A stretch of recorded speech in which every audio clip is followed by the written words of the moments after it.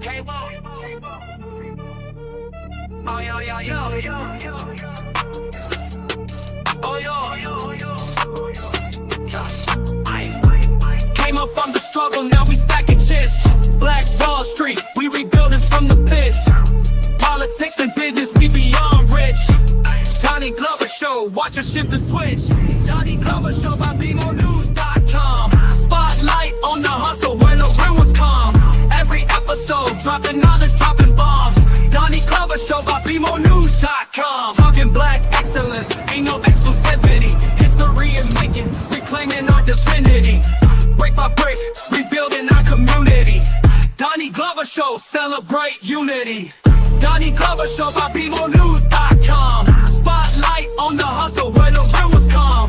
Every episode, dropping knowledge, dropping bombs. Donnie Glover Show by BMOnews.com. From the boardroom to the streets, we making waves.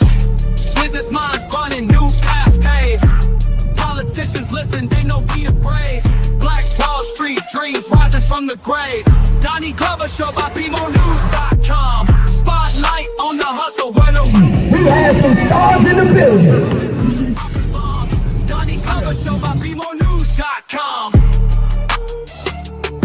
Oh yo, oh yo, oh yo, yo.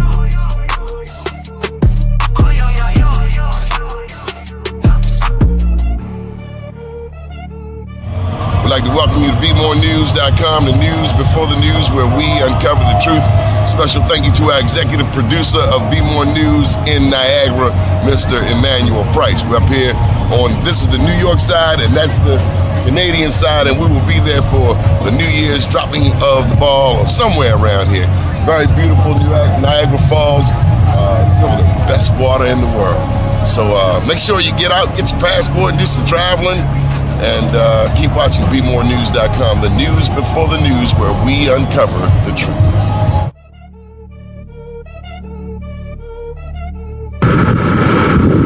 Welcome to BeMoreNews.com, the news before the news, where we uncover the truth. Here on the Mighty Mississippi with our very dear friend Corey Memphis. A beautiful town, New Orleans. Keep watching BeMoreNews.com. We're going to give you an update.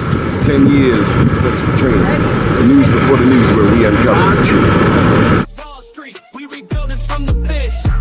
Politics and business, we beyond rich. I'd like to welcome you to today's show. We have with us the one and only John Milton Wesley. Good morning, sir. Good morning, sir. Good to see you. What'd you think of that intro? I like that. You've grown along. You've grown a lot. I tell you. Congratulations, my brother. Well, you were there at the beginning. Yeah. It's amazing when I look at what you've done, Donnie. It's incredible, man. Well, you had a hand in that. I mean, you kept your foot in my butt. Well, I have to push you. That was some other pieces. People pushing you too, like the guy who gave you your first job out of school. First job, Michael Preston? No. Manny Price? No. I got one for you. Adrian Harpoon. Oh, snap. That was my first contract. That's right. Now, actually, the first contract was actually Diane Bell McCoy. Diane, yeah, oh, that's right. Empowerment. Yep, I got my job was to get the Empowerment Zone people on television. That's right. But it was my first job as a public information officer, and I had no idea of what a PIO does. What's a PIO? Well, a public information officer is someone who gathers all the incoming news and synthesizes it and then shares it with the appropriate people within your office, within your purview, and outside. You help frame the messages that go out to the public. When I came downtown, it was you and Kevin Brown. That's right. Kevin Brown sent me out. I was working at housing at the time. I was deputy director of communication. Kevin Brown was director of communication. He said to me one morning, he said, I want you to go down to Crazy John. A young man is coming in there. His name is Donnie Glover. And whatever he's trying to do, help him. Kevin Brown said that? That's what Kevin Brown said. He was my boss at the time. Kevin Brown said to me, "Just go down. A young man is going to come. His name is Donnie Glover. Meet him, and whatever he's trying to do, help him do it." I said, "Yes, sir." The rest Wow. is history. And you and I met at Crazy John's getting hot dogs. Well, I remember that meeting. I remember because you used to stay in the three-piece suits and the wingtips. Yeah, well, that's something that goes back to, when I was growing up, my uncle wore wingtips, and that was this guy, rich Jewish guy that my grandmother had taken care of, and he always wore wingtips. So between he and my uncle, I started wearing wingtips. Who was Fannie Lou Hamer to you? Well, Miss Fannie Lou was my godmother. Miss Fannie Lou and my grandmother worked for the same rich white families, and she and my grandfather barbecued for Governor Ross Barnett, J.P. Coleman, John Stennis, James Easel, and those people. Of course, I used to find it so ironic that Ross Barnett was preventing people from, prevented my friend James Meredith from getting into Ole Miss, but he would send his goat up to our house on Wednesdays, and we would cure it, tied up, and then on Friday morning, we would take care of it and start barbecuing it, and then they would always pick it up later that evening for the governor. So being a little kid, I thought, well, wait a minute, he's doing that, but he's doing this. But anyway, yeah, Miss Fannie Lou was my godmother, man, and she was there when I was born. She was there with me throughout. She died March 14th, 1977. So I think the last photograph that I had with her was sitting in her front yard. That was 1968, just before Dr. King was killed. Yeah. And for those that don't know, her famous quote is, I'm sick and tired of being sick and tired. Sick and tired of being sick and tired. Tired of being sick and tired. I've heard that line in some 12-step meetings. Yeah. Yeah. That when you get sick and tired of being sick and tired, then you'll be moved to action. You'll be moved to action. And that's what I like to be. Most people know about her work in civil rights, but most people don't know about the part in the fields that she did before that. Miss Fannie Lou and an old guy named Doc Warren. Now, I grew up in Ruleville, Miss Fannie Lou's hometown. And I grew up across the street from the Milam brothers, Roy Bryant, J.W. Milam, and Carolyn Bryant, who killed Emmett Till. And Miss Hamer was there. Most people don't know about that part. As a matter of fact, what's his name? J.W. Milam became our deputy sheriff. So the first time an attack was made on Miss Fannie Lou's life, it was J.W. Milam's duty to investigate it. So, but anyway, she was an extraordinary woman, man. She would bring me a birthday cake every December 18th. She'd bring me a birthday cake over to the house, and she would put pecans on it that came from the tree that was in her front yard. So she was an extraordinary woman. She and Doc Warren. Doc Warren lived across the street from the Milam brothers, and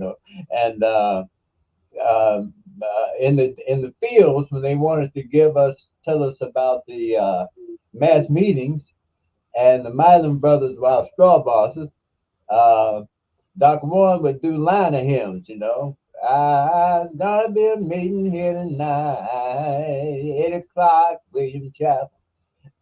J.W. Milam would be sitting in the truck, man. They didn't know what we were talking about, but they were extraordinary. They were an extraordinary team. And a little quick story about her buddy, Doc Warren. Doc Warren lived across the street, right? So Doc Warren painted his house red, black, and white. People thought Doc Warren was crazy, and he had two steps up on his porch, Donnie, and he would put a yellow light out sometime and a green light out sometime and a red light. Well, most people know that Dr. Warren drinking that moonshine or something, but what he was doing when the Marlon brothers were away, and he knew they were away for a while, he had a green light. The Marlon brothers were about 10 or 15 miles away. He knew about it. He put a yellow light. But when they were in the store with their buddies, he put a red light. I mean, this is the kind of thing that these black people did in terms of leadership, man, in order to reach out. And this is the kind of stuff that I learned sitting at Anita. She also formed the Mississippi Democratic Freedom Club. Now, I know how to mess that name up. Yeah, the Mississippi Freedom Democratic Party. She had a brother named Aaron Henry. Aaron Henry was a pharmacist from Clarksdale, Mississippi. And she and him, and along with Lance Guillot. Okay, Lance Guillot. Most people don't know about Lance, but when they went to the Democratic Convention in 1964, Lawrence was in jail. But before Mr. Fannie Lou spoke, Aaron Henry spoke to the Credentials Committee of the Democratic National Convention. So, and this is Women's History Month. What I remember most about her story, not that she organized black people, ran for president, created a party. What sticks out in my mind mostly is that white men tried to beat her like a man. Oh yeah. In Winona, Mississippi, man, after she went and registered to vote, and she was on her way back, and they stopped the bus. They said the bus was too yellow. But anyway, they stopped them and they arrested her. And but here's something very interesting about that story. Mrs. Hamer's husband was Pap Hamer. Okay, Pap Hamer was one of those people that they just kind of considered crazy. You didn't mess with Pap. So most people know about the beating in Winona, but let me point out something to you very interesting about that. The white sheriff, the guy who arrested her, he didn't beat her himself because he was afraid of Pap. But he had two brothers to beat her. Okay? He had two brothers to beat her, and they beat her mercilessly. Okay? I remember when she came home and the clothes, she kept the bloody clothes and all of that, man. And when she came back after that, she was never quite the same. I mean, she had polio earlier, so she had a limp. But when she went in for appendicitis, she and my grandmother were in the same room in the hospital. In fact, when she went in for they removed her ovaries, and that was called a Mississippi appendectomy. Okay, so that's just part of what this lady worked with, man. But it did not deter her, Donnie. It did not deter her. I mean, I talk about the fact that she may be a cop in one day and she may be somewhere, but she came back to the fields with us. Okay, when she came back up, she would come back to the fields. My grandmother passed away when I was 13. I was still picking and chopping cotton then. I went to the fields with Mrs. Hamer. Mrs. Hamer taught me how to pick 200 pounds, man, because she could pick between 300 and 400 pounds. Now, keep in mind, 200-300 pounds of what? Cotton. Cotton. Okay. Now check this out. Now it took 70 bowls of cotton to make a pound. Okay. So if you did 100 pounds, okay, you're talking about 700 bowls. Okay. And if she could pick 300 pounds, okay, and she would pick 2 rows at a time. One over here, one over there. And she was smart. She taught us how to take. See, we get there when it was dew cotton early in the morning, and they wouldn't let us start picking because it was too wet. The cotton was too heavy. Okay, so what she taught us how to do was to get two sacks when you started, and take that first sack early in the morning, way up in the field. Take your row way up. Take that sack and then leave it there. Stack it down, step it down, and leave it there. And then take your second sack and come back down your second row. You would weigh that first sack, the second sack up first, okay, because it had light cotton. And then after lunch, about 2 o'clock, you'd wake up that you would weigh up that sack that you started with that morning, because it had that lump in the bottom, and it may have 100 pounds, 80 pounds in it. So then between those two sacks, you had already by 2 o'clock, you already had close to 200 pounds. And that was how she taught black people to do John that. Milton Wesley, I don't know a damn thing about picking cotton. Well, and I tell people, don't let the suits fool you.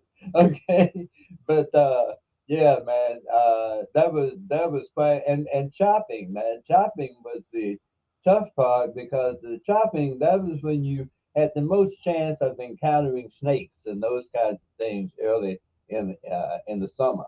I know about snakes in politics, but I ain't really played with no snakes. In the city, we got dogs, we got rats, we got cats, and we There got are triggers snakes on the in corner. Maryland. But the snakes are down in politics. Yeah, well, she dealt with some of those too, man. She dealt she dealt with a lot of politicians, and she was not afraid, man. That when I look at her, Dr. King, these were people who knew that their life was at risk, man. They knew that their life was at risk, Donnie, and they did it anyway. She had the courage of 10 men. You better know it. You better know it. I mean, the courage of 10 men and the strength, and she spoke truth to power. Miss Hamer spoke truth to power. And she told them what happened to. It's funny. It kind of reminds me of Paul in the Bible. When Paul tells his story, of being beaten and etc. But that was everybody knew that she risked her life, and that's what made her voice so important when she spoke. Man. John Milton Wesley, when I came downtown, I came to find out that you and Kevin Brown were both writers. Yeah, that's right. And you Yeah. still write. What is writing to you? Writing is a core part of my being, a core part of my ministry, my writing and my music. Um, you know, I go back down to the days of Easter speeches and Children's Day in school, and my first storyboard, Donnie, was on those little felt boards in Sunday school. Because see, here's a connection for you, Donnie. Donnie, see, in terms of our education, in my little town, whoever the principal of the school was, he was also the superintendent of the Sunday school. Okay, whoever his wife was always head of education, biblical education in our church. So when I saw a storyboard, it was the felt board, and they would put the little, to show distance, they would put the little palm trees way in the back. If they wanted to something that was up close, they would put bigger palm trees, closer to the center. So and when we did those Easter speeches, you had to learn it, you had to memorize your speech, and then you were given a reward for doing your speech. Little things like that. Little things like I look at that. My grandmother always left the music to "How Great Thou Art" open on the piano by the door. So whenever I walked in, I saw it. Whenever I left, I saw it. And then the first song I learned to play was "How Great Thou Art." But that music and the writing, my first writing, in the Bible it says a man's gifts will make room for him. Uh, I started writing poetry when I was like 13 or 14 years old. And then when I got to college at Tougaloo, my first mentor was Dr. Margaret Walker Alexander. Dr. Margaret Walker Alexander, who wrote Jubilee, at the time was mentoring Alice Walker. So Dr. Alexander introduced me to Margaret Walker. And the year that she started mentoring me, 1966, Margaret Walker Alexander, was the year she wrote Jubilee. I mean, and for my people. Okay, that's what most people know. She wrote the poem for my people. So that is why a lot of my stuff is long. Well, not all of it, but I do historical poetry where I write about our people. It's the same thing here. One of the greatest things, my accomplishments here, all the stuff I've done was getting an opportunity working with the Upland Planning Committee, one of the best, and all those people. But I wrote the history of Pennsylvania Avenue and have laid out the historical markers throughout Upton, man. That is being given the opportunity to do something done that will be here in perpetuity. Then you got to, if you're going to tell that story, you got to bring up the visionary who was there doing the work first. George who? You damn right. George Gilliam. You damn right. Hey, now, I know the story. Yes, sir. Yeah, that brother, man, and George and Stephanie. Yeah, yeah. Because Stephanie wasn't no punk. Oh no, man. They helped a lot of people, man, and it was so sad what happened to her. One of the people that she was helping was the person who took her out, man. George Gilliam, no question. Then before George Gilliam, it was Lena Boone. Lena Boone. Hey, now you talking. See, Doni, one of the things that irks me about this city is that we don't call these people names enough, man. Nobody talks about them anymore. Nobody talks about Hattie Harrison. Nobody talks about Martha Benton, man. Iona Pope. I mean, Norman Ross, Mary Ross. I mean, I could just I got a name for you. Who? Eleanor Fagan. Eleanor Fagan. Bless her heart. Bless her heart. Miss Fagan, man. Yeah. They don't know what I'm talking about, John Milton Wesley. I just happened to do my homework last night. Who was Eleanor Fagan? Well, Eleanor Fagan, if you know where is that? Walbrook Junction. Walbrook Junction. The sister lives in Walbrook Junction. Oh, John Milton Wesley. What was Billie Holiday's real name? Billie Holiday's real name. Oh, you know what? Now you just I know it. I did 2 documentaries. Eleanor Fagan. Eleanor Fagan. That's what I'm talking about. I'm thinking about the other sister. That is exactly right. Because most people think she was born in Baltimore, but she was born in Philadelphia, and she moved to Baltimore. Yeah, Eleanor Fagan. Yeah. AKA Billie Holiday, born on April the 7th. That's right.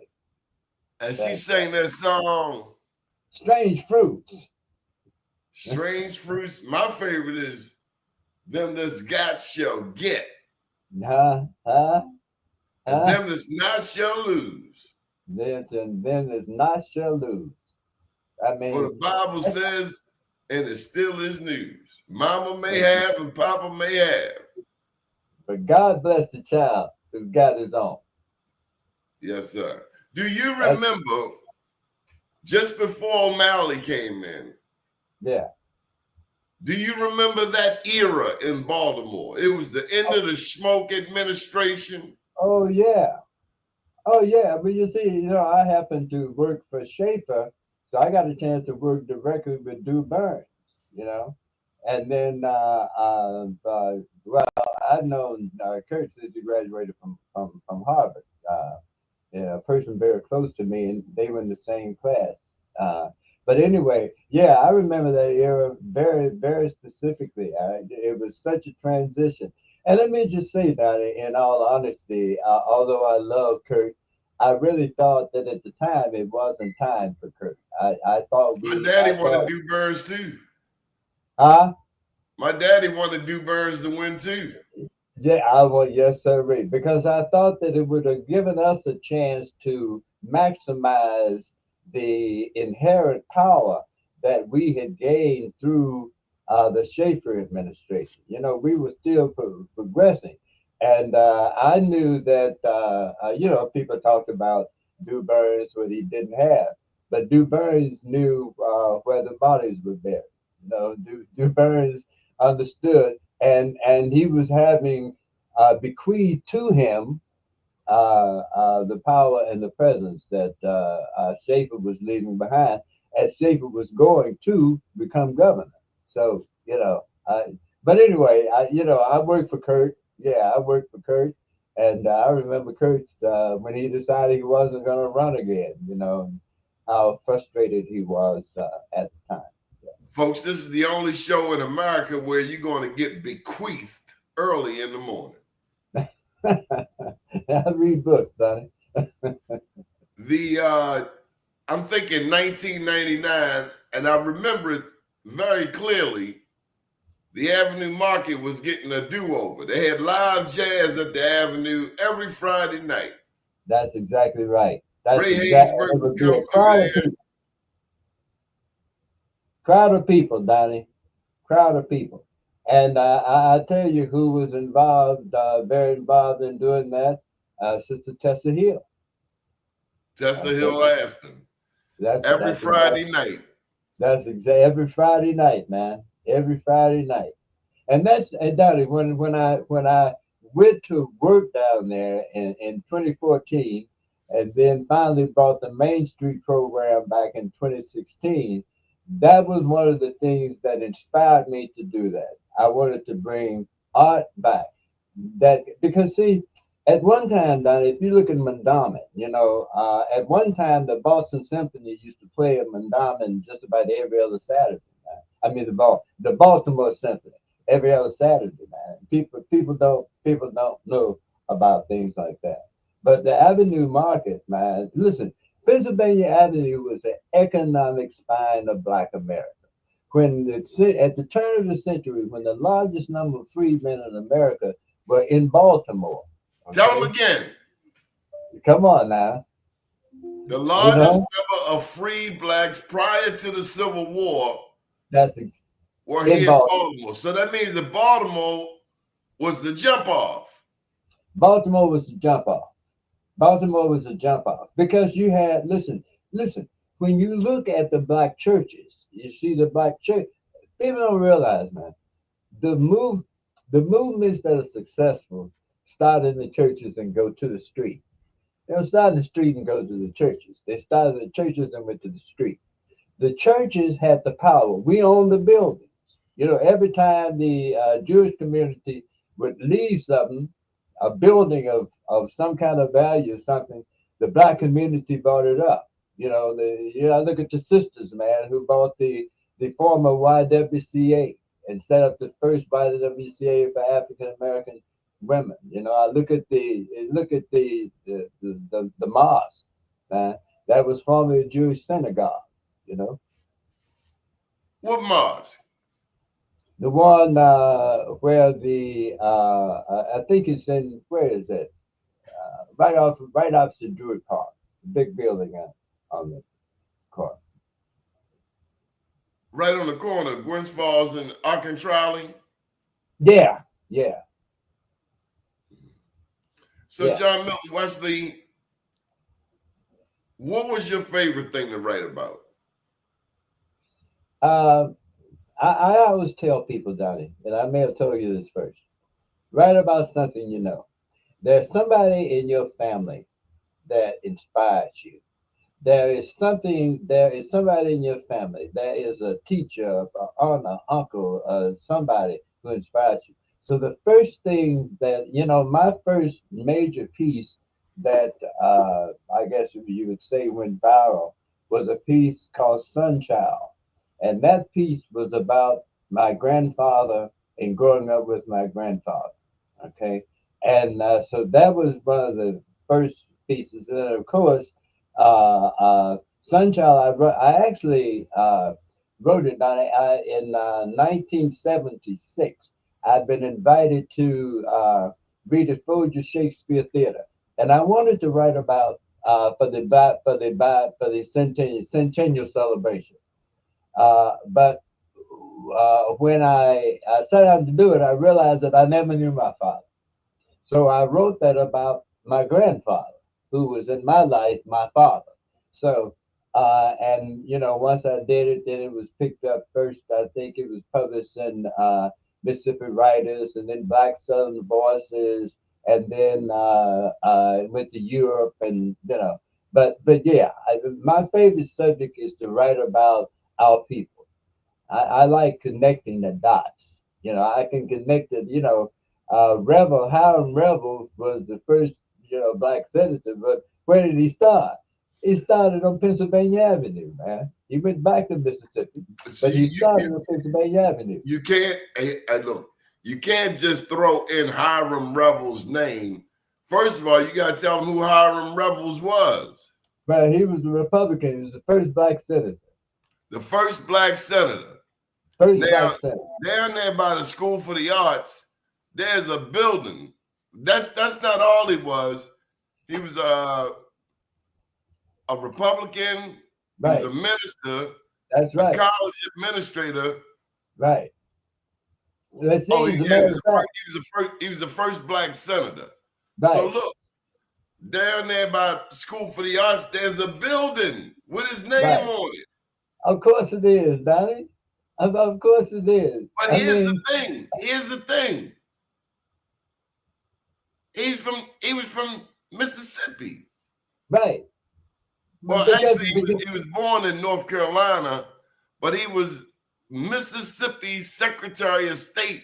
And so when I'm walking in downtown Baltimore and I see this building, Hiram Revels, I'm saying to myself, how the hell did he get a building up here in Baltimore? Yeah. See? Yeah. Yeah. Because he was down there hanging around Bethel and Union Baptist, man. I mean, that's where they all started, right? I mean, Baltimore was where the leaders came from that established, that built black faith. We don't know the history in Baltimore, do we? Oh, we don't have a clue. I've always said about the people of Baltimore, if they knew their history, if they knew just how rich. I mean, it is no accident, man, that Oprah came to Baltimore and launched from here. I mean, look at Reginald Lewis, man. Reginald Lewis invented, I said he invented bundling here in Baltimore, bundling. And then bundling became a model. Now they bundle commercials, now they bundle businesses. Okay. But Reginald Lewis did bundling before anybody knew what it was about, which is why he was able to buy Beatrice, because they didn't really understand what he was doing. Okay. Like, wait a minute, why is he buying all these little old failed companies and putting them together? He just kept adding them together. When they knew anything, he had an empire, man. He had an empire. The brother was extraordinary. He was a Dunbar poet, too. When I left Poly, my friends at Poly say, oh, you going to Dunbar? And I've come to learn that Poly created the first doctors. Dunbar had the first doctors, scientists, inventors. The man that created Paul Olive dishwashing liquid toothpaste. Right. Straight out of Dunbar. Straight out of Dunbar, man. And not one cat at Poly got a museum named after him in Baltimore. Well, hey, come on now, Donnie. Okay, we getting there. We got. Hey, Donnie, that's our job. You see, that's why there's so much more work to be done, man. That's our job. Our job is to build the monuments and also to share with young people, man. We have to let young people know what their lineage is. And I believe if we let them know what their lineage is, they will realize their own greatness, man. So, who was your favorite mayor to work for? Ah, interesting, interesting.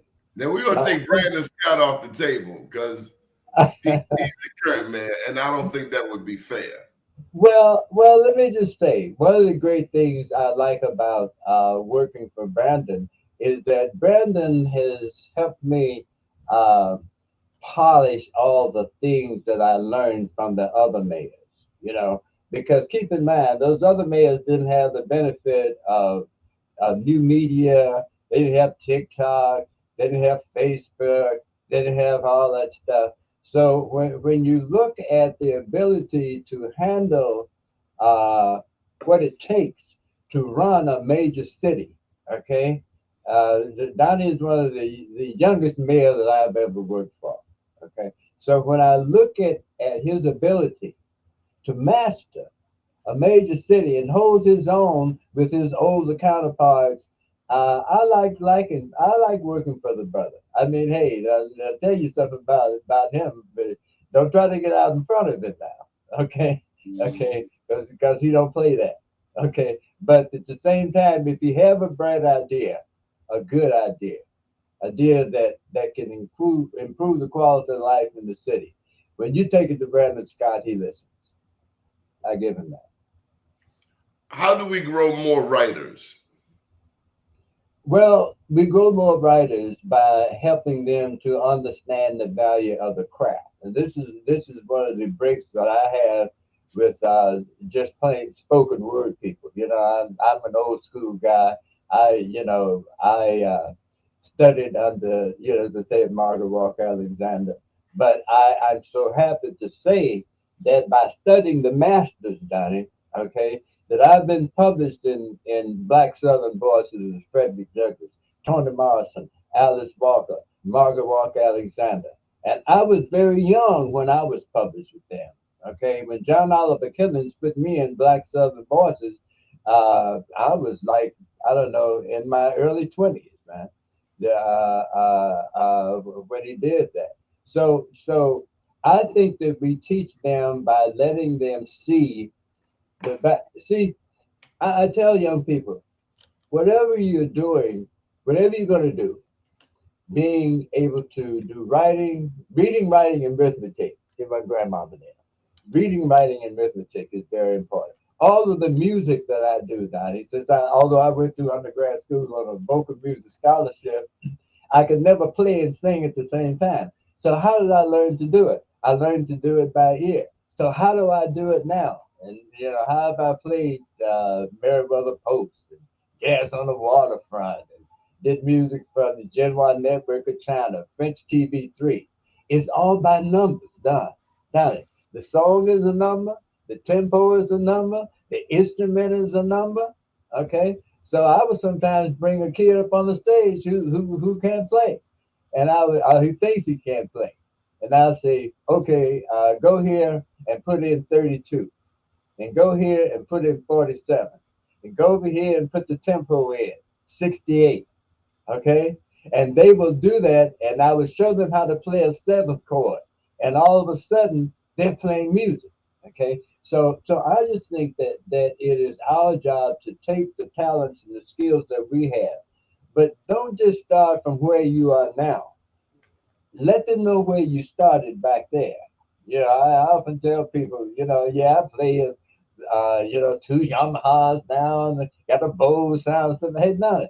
I started with a Casio piano in my basement with the microphone on a coat hanger around my neck, man. And I had one song and one chord and one key. At the key of C, a seventh chord and one song. Okay. And I went on from that to all of the stuff. But kids need to know that you can do it. I mean, it's like I remember when I would think, I know the bass player I want, I want the keyboard player I want, I want the saxophone player I want. And God kept saying to me, just do what I'm telling you, and I'll show you how to do all that. And now playing two keyboards, I can play all those instruments at the same time. I'm going to run this past you and see if you can tell me who wrote this. Are you ready? I'm ready. Lies, lies, bless the Lord. Don't you know the days abroad? If you don't get up, you scamp, there'll be trouble in this camp. Take our guan to let you sleep while it makes you bored and keep. That's a pretty howdy do. Don't you hear me, lies you? You got me, Dad. Paul Lance Dunbar. Okay. I just spoke about him a couple of weeks ago when I spoke to DPW for Black History Month. I talked about, Paul Lars Dunbar was the first African American to get national attention as a poet, man. I mean, well, not worldwide. He and I share the same birthday. Oh, really? Matter of fact, when I went to Dunbar, the principal, Paul Lawrence Dunbar, and I all shared the same birthday. Elsie Gladden. You don't remember Elsie Gladden, do you? I just remember the name, Donnie. Yeah, that was Lisa Gladden's daddy. Ah, okay. I know Lisa. Oh, yeah. I knew Lisa. Yeah. And them people up there in the 41st district just gave away that seat that Lisa Gladden had. They gave it to the Jewish lady. Them black people, thanks to the leadership and foolishness of people. I ain't gonna call no names on them Monday morning. You want me to call names? Don't call no names, Donnie. I will bust a cap on a Monday morning. Black people up there voting for somebody else besides their own community. What's wrong with us, brother? Well, I think it's a damn shame. Slavery over.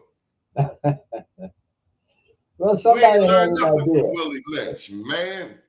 Somebody had an idea, Donnie. I mean, that's somebody had an idea, and that's the one that won over at the time. Here's a young man that comes to mind, C.D. Witherspoon. Oh yeah.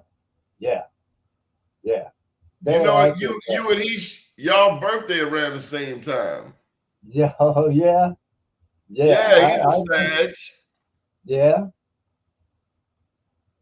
Yeah, CD is still around. He's still working in the community, man. I used to push CD to do some writing. He used to get mad at me, but he later thanked me. That pen is a powerful thing. Yes, sir. That pen opened up so many doors for me. Because a lot of people get in the media and they want to be in front of the camera. But somebody got to write everything that you say on TV. Somebody got to write it. That's right. What do you love about writing? Huh? What do you love about writing? Well, I like the fact that it gives me an opportunity to communicate with large numbers of people. I've had the pleasure of being published in the Washington Post, the Sun, the LA Times, the International Herald Tribune. I like the fact that it allows me to share voices. I just wrote a piece, Donnie, that I'm shopping now, and it's called "The Constitution: The Last Unopened Parachute for America's Middle Class and the Poor," because that's where we are. But I like being able to not only say that, but give the basis for saying that. And when we talk about the Constitution being the last unopened parachute as we descend into chaos, what do you mean? Well, it means that we use the courts and we use our lessons that we learn. These people don't believe in no courts. No sooner as we catch up, it's like playing basketball on a 10-foot rim, and people like Trump and Elon Muskie, isn't that his name? Elon Muskie, like Muskie underarms. They go and change the goal to 10, 5, 11 feet. Now the goal 13 feet. But the thing is, you know who get hurt the most when they do all of this changing? It ain't black people. Black people used to this chicanery. Right.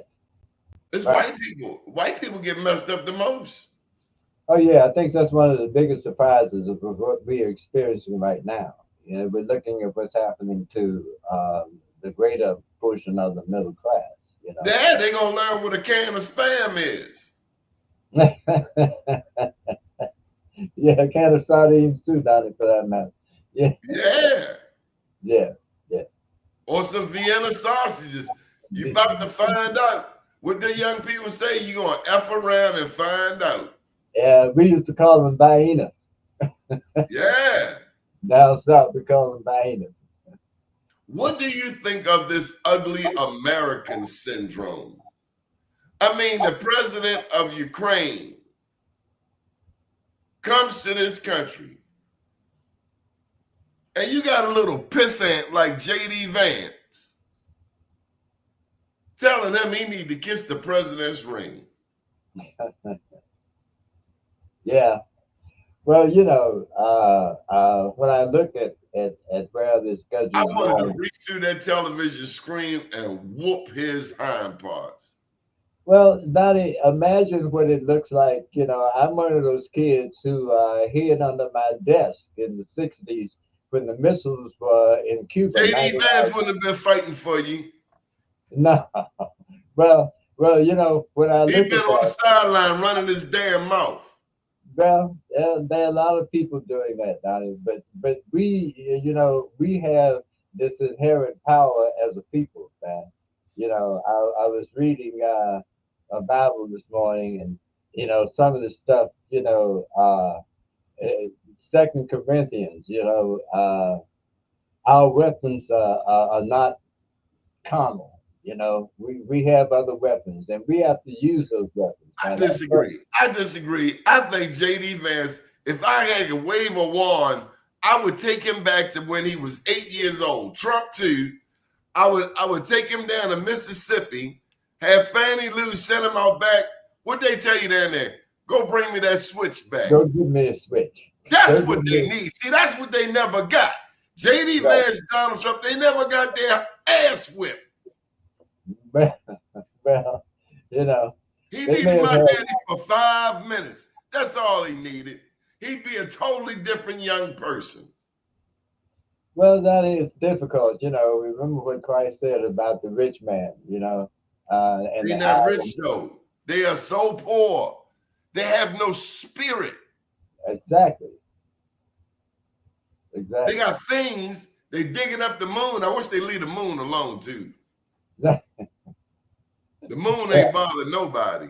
Well, you know, these things too shall pass, Donnie. This is just a phase that we're in as a country, man. But the rest of the world is coming to hate us. Yeah, well, we're siding with the other people, Donnie. You know, when in the history of this country have we sided with people like North Korea? You know, people like Putin. You know, I mean, this is unbelievable. Right.